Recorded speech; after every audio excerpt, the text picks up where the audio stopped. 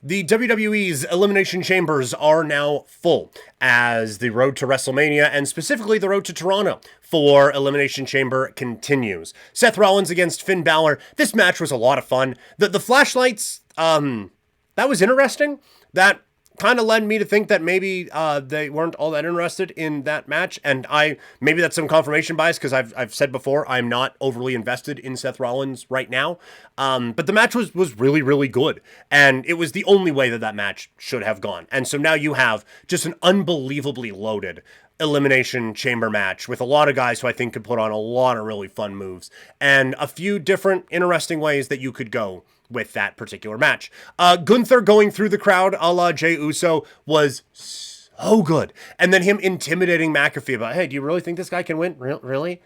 Like he is playing his role perfectly. And we had talked about it a few while ago about how there was some concern that it was starting to lean a little babyface with Gunther.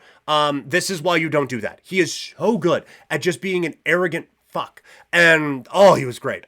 He was so good in that role. And now Jey playing the underdog character really well is great. We're still a couple of months out. As of right now, I'm giving Jey Uso the strap at WrestleMania, man. He has taken this ball and just hit home run after home run after home run with it. And it's been really impressive to see him get to that level. It does seem like we have set up the Intercontinental title feud for WrestleMania with AJ Styles and Bron Breakker getting to do their thing. AJ was great as always.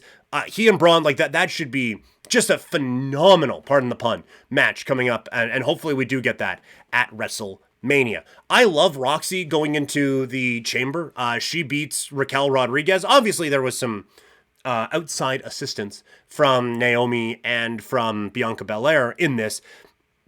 But still, like I think this is going to be an unbelievable showcase for her.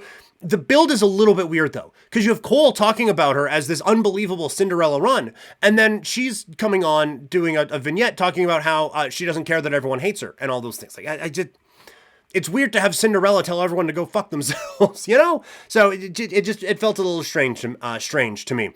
And then I'm a bit underwhelmed with Penta going against Kaiser and Pete Dunne. Like, I get you don't want to too much too soon this or anything like that, but it could be more sooner than Kaiser and Pete Dunne. Like, this it feels like it is placing Penta in like a European title division. And not because the guys are from Europe, but just like old school WWE Attitude Era. Like it feels like that's where you're planting him. And now that means he gets to win on his way up and all of those things. But it feels like it is a little beneath him right now. And so I don't love that. I'm hoping that this wraps up quick and then maybe he gets to be with Mysterio in the New Day Mysterio feud. I don't mind the LWO coming out and calling out the New Day in that, by the way.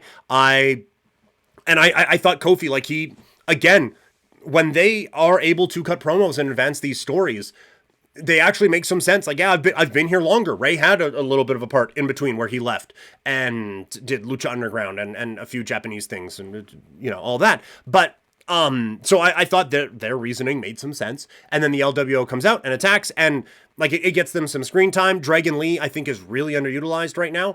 And so I'm happy that we get to see him, but and it also will make the New Day look better when they beat them. So that is the story there